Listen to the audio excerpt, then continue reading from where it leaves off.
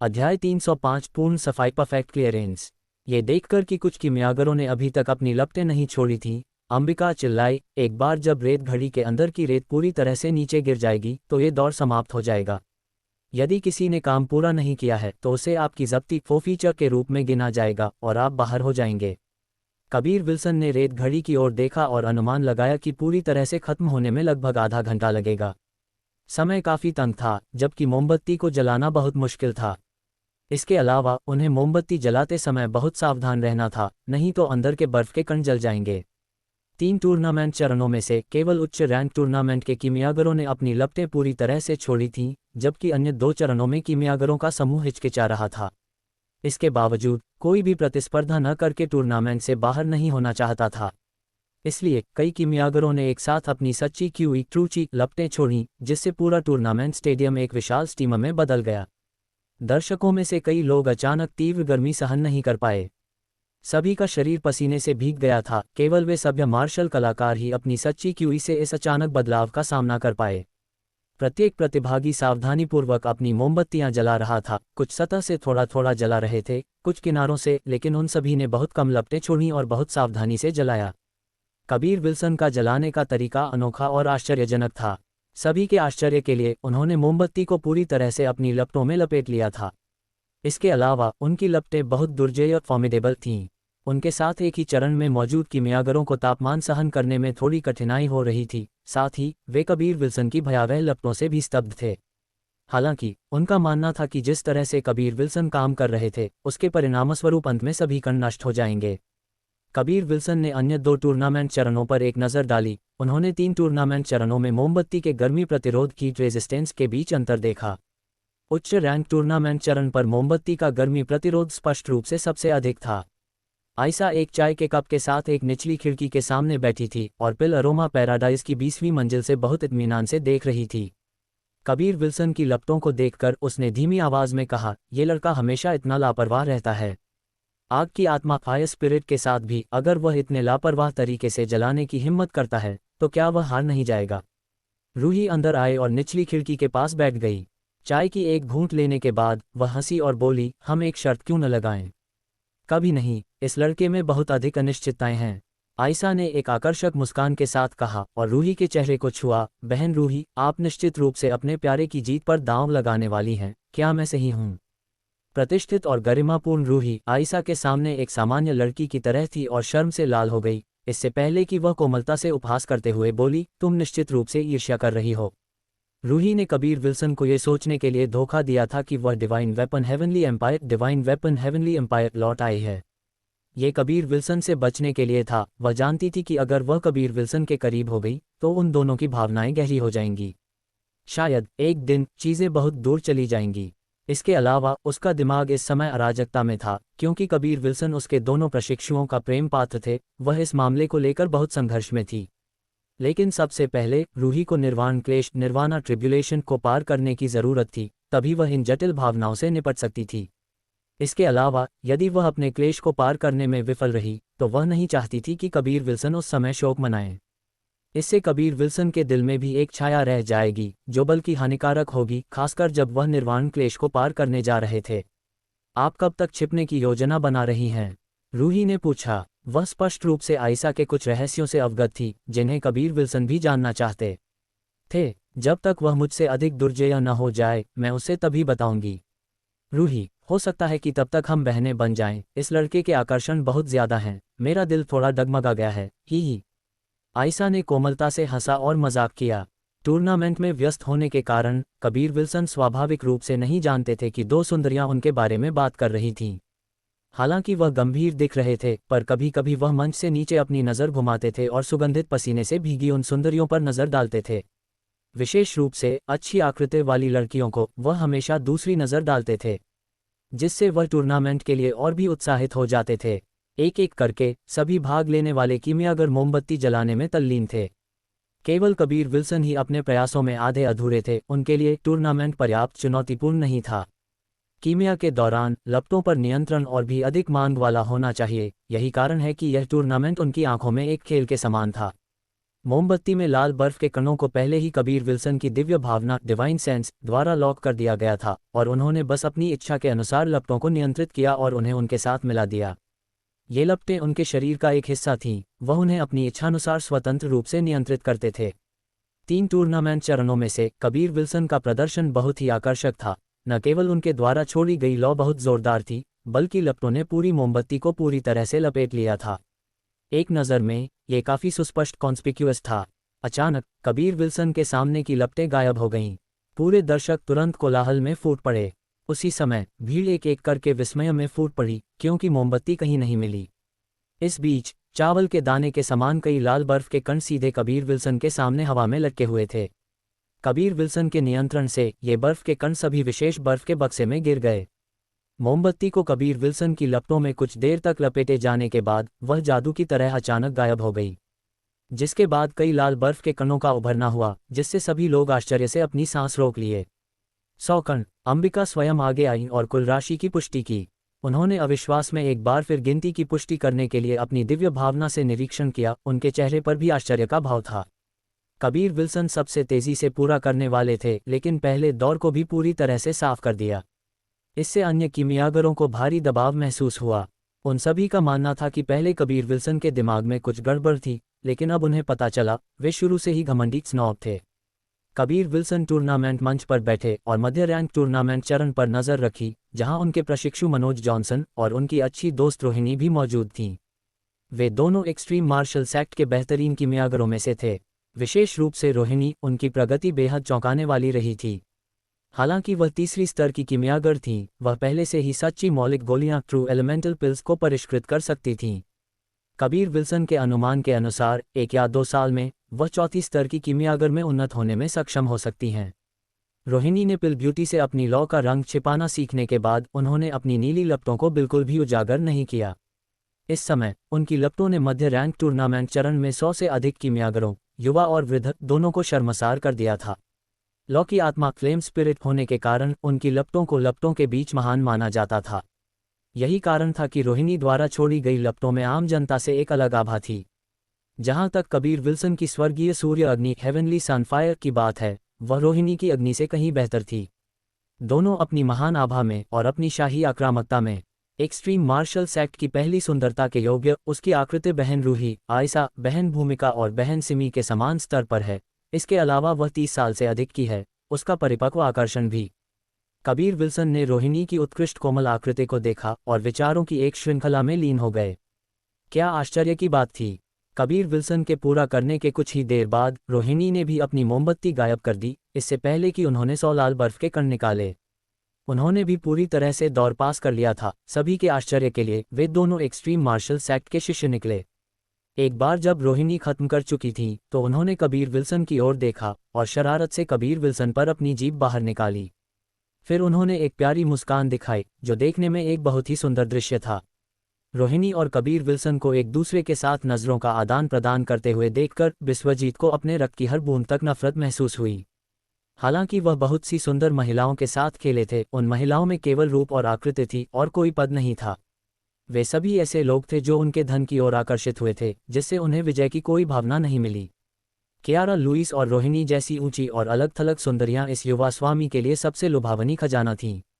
अध्याय 306 दूसरा दौर। रोहिणी की गति के संबंध में कबीर विल्सन बिल्कुल भी हैरान नहीं थे। उनके पास ब्लू स्टार फायर स्पिरिट थी और लौ के हेरफेर और उसके तापमान के मामले में फायर स्पिरिट उपयोगकर्ता सामान्य कीमियागरों से कई गुना बेहतर होते थे। जैसे जैसे रेत घड़ी में रेत धीरे धीरे नीचे गिरती गई, मंच पर माहौल बहुत तनावपूर्ण हो गया। कुछ कीमियागर ऐसे थे जिनकी मोमबत्ती अभी भी नहीं पिघली थी, विशेष रूप से निम्न रैंक टूर्नामेंट मंच पर, जहां ये घटना सबसे आम थी। उच्च रैंक टूर्नामेंट मंच पर कीमियागरों का स्तर निश्चित रूप से सबसे अधिक था। सभी कीमियागर उन लाल बर्फ के कणों को निकालने में सक्षम थे। जैसे ही रेत घड़ी में रेत का अंतिम कण अपनी यात्रा समाप्त कर नीचे गिरा, पहले दौर के समाप्त होने की घोषणा की गई। इसके बाद कीमियागरों द्वारा निकाले गए प्रत्येक लाल बर्फ के कण का निरीक्षण शुरू हुआ। जो लोग मोमबत्ती को पिघलाने में असमर्थ थे या जिन्होंने सबसे कम मात्रा में बर्फ के कण निकाले थे, उन्हें बाहर कर दिया जाएगा। उच्च रैंक टूर्नामेंट मंच पर कबीर विल्सन निकाले गए बर्फ के कणों की मात्रा में सबसे आगे थे और उन्होंने पहले ही समाप्त कर लिया था। उच्च रैंक चरण में निकाले गए बर्फ के कणों की सबसे कम मात्रा फिर भी 70 बर्फ के कण थी। पहले दौर के नियमों के अनुसार जिन 5 प्रतिभागियों ने सबसे कम मात्रा में कण निकाले थे उन्हें उच्च रैंक टूर्नामेंट से बाहर कर दिया गया। कुछ छठे स्तर के कीमियागरों ने कबीर विल्सन से बहुत ईर्ष्या महसूस की, साथ ही कुछ कीमियागरों को काफ़ी अफसोस हुआ। एक निचले स्तर का 5वां स्तर का कीमियागर वास्तव में पहले दौर को पार कर सकता था, हालांकि वे बाहर हो गए थे, इससे उन्हें अपने दिल में बेहद असहज महसूस हुआ। बाहर किए गए प्रतिभागियों की सबसे बड़ी संख्या निम्न रैंक टूर्नामेंट से थी। कई कीमियागर थे जो एक भी बर्फ का कण नहीं निकाल पाए थे। अचानक आधे से अधिक प्रतिभागी बाहर हो गए थे। इस दृष्टिकोण से निम्न रैंक टूर्नामेंट मंच पर अधिकांश प्रतिभागियों के नियंत्रण का स्तर पर्याप्त नहीं था। अगला दूसरा दौर था और सामान्य ज्ञान के अनुसार ये दौर पिछले वाले की तुलना में कठिन होने वाला था। अब दूसरा दौर शुरू होगा। जैसे ही अंबिका की आवाज़ गूंजी, कुछ लोग प्रत्येक टूर्नामेंट मंच पर आए और फिर टूर्नामेंट मंचों पर खाली जगह पर ढेर सारी सूखी जड़ी बूटियां रख दीं। ये जड़ी बूटियां बहुत खराब गुणवत्ता की लग रही थीं। कुछ जड़ी बूटियां इतनी पुरानी हो चुकी थीं कि वे मृत्यु से ज़्यादा दूर नहीं थीं। कुछ जड़ी बूटियां तो सड़ी हुई भी थीं। इन कीमियागरों की नज़र में ये सभी जड़ी बूटियां कचरे के अलावा और कुछ नहीं थीं। मुझे पता है कि ये जड़ी बूटियां आपकी नज़र में सिर्फ कचरा हैं, लेकिन टूर्नामेंट के दूसरे दौर में आपको इन जड़ी बूटियों का उपयोग करके गोलियां परिष्कृत करनी होंगी। फिर गुणवत्ता, परिष्कृत गोलियों की संख्या और लिए गए समय के अनुसार आपको आंका जाएगा। उच्च रैंक टूर्नामेंट में सबसे कम अंतिम परिणाम वाले 5 प्रतिभागियों को गुणवत्ता, परिष्कृत गोलियों की संख्या और लिए गए समय के आधार पर बाहर कर दिया जाएगा। दूसरा दौर शुरू होने दें। अंबिका ने एक रेत घड़ी निकाली। हालांकि रेत बहुत धीरे धीरे निकल रही थी, ये काफ़ी स्पष्ट था कि ज़्यादा समय नहीं था, पहले दौर से भी कम। कबीर विल्सन ने उन सड़ी हुई जड़ी बूटियों पर बस एक नज़र डाली, इससे पहले कि उन्होंने पहचान लिया कि अधिकांश जड़ी बूटियां सच्ची मौलिक गोलियों ट्रू एलिमेंटल पिल्स के नुस्खे का हिस्सा थीं। ये देखा जा सकता था कि पिल अरोमा पैराडाइज ने सच्ची मौलिक गोलियों के लिए कई तरह की जड़ी बूटियां लगाई थीं। हालांकि एक मुख्य घटक स्पिरिट क्रिस्टल एसेंस गायब था। कई कीमियागरों की नज़र में ये सच्ची मौलिक गोलियों को परिष्कृत करने के लिए एक अनिवार्य घटक था। बेशक भले ही यह उपलब्ध न हो, फिर भी गोली को परिष्कृत करना संभव था। हालांकि गोलियों की संख्या कम हो जाएगी, इसके अलावा गुणवत्ता भी गिर जाएगी। जब कबीर विल्सन ने पहले सच्ची मौलिक गोलियों को परिष्कृत किया था, तब उन्होंने वास्तव में स्पिरिट क्रिस्टल एसेंस का उपयोग नहीं किया था। ऐसा इसलिए था क्योंकि वह ब्लैक टॉर्टोइस ट्रूक्यूई ब्लैक टॉर्टोइस ट्रूची की खेती करते थे और एक प्रकार का तरल पदार्थ उत्पन्न कर सकते थे जो स्पिरिट क्रिस्टल एसेंस के विकल्प के रूप में कार्य कर सकता था। कबीर विल्सन आगे बढ़े और कुछ सड़ी हुई जड़ी बूटियां उठाईं। सच्ची मौलिक गोलियों के मुख्य घटक जुवान जेंग ग्रास, शैनजेंग ग्रास, 10,000 साल पुराना spirit fruit, spirit crystal essence और ग्रैंड एलिमेंटल नट थे। स्पिरिट क्रिस्टल एसेंस के अलावा अन्य 3 घटक जड़ी बूटियों के ढेर में थे। हालांकि वे सभी बहुत सड़े हुए थे और उनमें स्पिरिट ची की कमी थी। अपर्याप्त हर्बल स्पिरिट क्यूई की भरपाई के लिए कबीर विल्सन केवल अपने अनुभव पर भरोसा कर सकते थे और सामग्री की मात्रा बढ़ा सकते थे। अन्य चरणों पर अन्य सभी कीमियागर जिन्होंने उन कचरा जड़ी बूटियों को उठाया था, वे विलाप कर रहे थे। भले ही कुछ कीमियागर बेहतर जड़ी बूटियों का उपयोग करते थे, वे परिष्कृत करने में सफल नहीं होते थे। इस प्रकार की कचरा जड़ी बूटियों का उपयोग करने की तो बात ही क्या। यही कारण था कि ये दौर इन कीमियागरों के लिए एक बड़ी चुनौती थी, चाहे वे उच्च स्तर के हों या निम्न स्तर के कीमियागर। जिस गोली को कबीर विल्सन ने सबसे अधिक परिष्कृत किया था, वह ठीक सच्ची मौलिक गोली थी। हालांकि ये जड़ी बूटियां थोड़ी सड़ी हुई थीं, फिर भी इस समय उनके लिए कोई बड़ी कठिनाई नहीं थी, जिससे उन्हें काफ़ी निराशा हुई। कबीर विल्सन जड़ी बूटियों का चयन करने वाले पहले व्यक्ति थे, जबकि अन्य कीमियागर वास्तव में अपने परिष्करण में थोड़ी अधिक संभावना रखने के लिए कुछ थोड़ी बेहतर जड़ी बूटियां प्राप्त करने के लिए दूसरों के साथ लड़ रहे थे। सड़ी हुई सच्ची मौलिक गोलियों की जड़ी बूटियों की कोई कमी नहीं थी, फिर भी कोई भी उनका चयन नहीं कर रहा था, सिर्फ इसलिए क्योंकि कोई स्पिरिट क्रिस्टल एसेंस नहीं थे। कबीर विल्सन को सच्ची मौलिक गोलियों की जड़ी बूटियां चुनते हुए देखकर अंबिका ने याद दिलाया, युवा मास्टर कबीर, कीमिया प्रक्रिया के दौरान आप निजी तौर पर अपनी खुद की जड़ी बूटियां नहीं मिला सकते हैं। मंच पर कई बूढ़े लोगों की आंखों में एक तेज नज़र कौंध गई।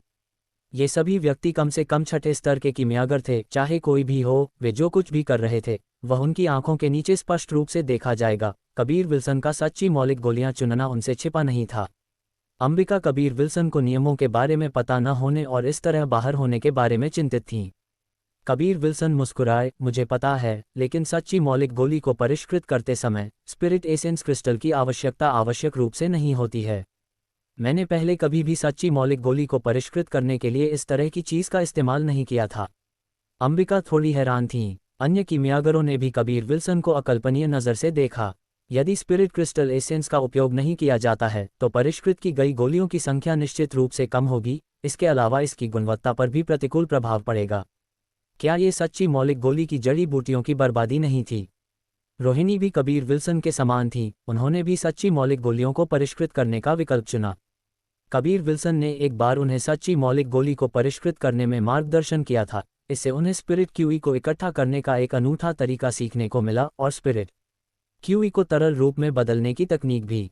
ये स्पिरिट क्रिस्टल एसेंस के उपयोग को बदल सकता था और वह पहले से ही इस प्रक्रिया में निपुण थीं। मनोज जॉनसन के लिए भी यही सच था। आखिरकार वह कबीर विल्सन के प्रशिक्षु थे। कबीर विल्सन निश्चित रूप से अपनी कुछ कीमिया तकनीकों को उन्हें देंगे। अब भी कोई और सच्ची मौलिक गोली की जड़ी बूटियां नहीं चुन रहा था, जिससे उन सभी को अपेक्षाकृत बेहतर जड़ी बूटियां बहुत आसानी से मिल गईं। कबीर विल्सन जमीन पर पालथी मारकर बैठ गए और शानदार ज्वाला ड्रैगन भट्टी ब्रिलियंट फ्लेम ड्रैगन फर्नेस को बाहर निकाला। उन्होंने इसे तिपाई पर रखा और अंबिका और उन बूढ़े लोगों के निरीक्षण का इंतजार किया। इस बीच उन्होंने जड़ी बूटियों को संसाधित करना शुरू कर दिया। उन्होंने जड़ी बूटियों के मृत हिस्सों को हटा दिया, अवांछित छिलके से छुटकारा पाया और फिर उन्हें जल्दी से धोया। पलक झपकते ही कबीर विल्सन पहले ही जड़ी बूटियों को संसाधित करना समाप्त कर चुके थे। उनके आंदोलन बहुत कुशल और तेज थे। जबकि अन्य कीमियागर अभी भी जड़ी बूटियां उठा रहे थे, उन्होंने पहले ही अपनी जड़ी बूटियों को कीमिया भट्टी के अंदर रख दिया था। कबीर विल्सन के पास कोई स्पिरिट क्रिस्टल एसेंस नहीं था। टूर्नामेंट की निगरानी करने वाले कई बूढ़े लोगों और मंच पर अंबिका ने कबीर विल्सन की कीमिया भट्टी की सावधानीपूर्वक जांच की थी और उन्हें कुछ भी छिपा हुआ नहीं मिला। उन्हें बस विश्वास नहीं हो रहा था कि कबीर विल्सन वास्तव में बिना किसी स्पिरिट क्रिस्टल एसेंस के सच्ची मौलिक गोली को परिष्कृत करने जा रहे थे। उन्हें यकीन था कि भले ही वह परिष्कृत करने में सफल हो गए, लेकिन गुणवत्ता और मात्रा पर इसका बहुत बड़ा प्रभाव पड़ेगा। उच्च रैंक टूर्नामेंट मंच पर उस कचरे के ढेर में उच्चतम रैंक की जड़ी बूटियां सच्ची मौलिक गोली को परिष्कृत करने के लिए थीं। बाकी कुछ मध्यम ग्रेड स्पिरिट स्तर की गोलियों के लिए थीं, जैसे मार्शल एलिमेंटल पिल, मेल्टिंग पॉइजन पिल इत्यादि। यदि स्पिरिट क्रिस्टल एसेंस की कमी नहीं होती तो अन्य कीमियागर निश्चित रूप से सच्ची मौलिक गोली को परिष्कृत करने का विकल्प चुनते। समय बहुत कम था। जड़ी बूटियां चुनने वाले अधिकांश कीमियागर पूर्णता का लक्ष्य बना रहे थे, लेकिन अब वे कुछ सड़ी हुई जड़ी बूटियां चुनकर अपनी भट्टियों की ओर भाग सकते थे। अन्यथा एक बार जब समय समाप्त हो जाता तो वे बाहर हो जाते। कुछ कीमियागर पहले ही पछता रहे थे। अगर उन्होंने शुरुआत में सच्ची मौलिक गोली को परिष्कृत करने का विकल्प चुना होता तो शायद वे कुल मिलाकर थोड़ा और समय बचा लेते। हालांकि वे खराब गुणवत्ता वाली सच्ची मौलिक गोलियां परिष्कृत करते या शायद सिर्फ एक सच्ची मौलिक गोली परिष्कृत करते, ये निर्धारित समय के भीतर कुछ भी परिष्कृत न कर पाने से बेहतर था। उच्च रैंक टूर्नामेंट के कीमियागरों को लग रहा था कि उन्होंने एक बड़ी गलती की है। अन्य चरणों पर कीमियागरों के लिए यह और भी सच था। यहाँ अधिकांश कीमियागर पहली बार पिल अरोमा पैराडाइज के कीमिया टूर्नामेंट में भाग ले रहे थे। यह उनके कल्पना से कहीं अधिक कठिन था।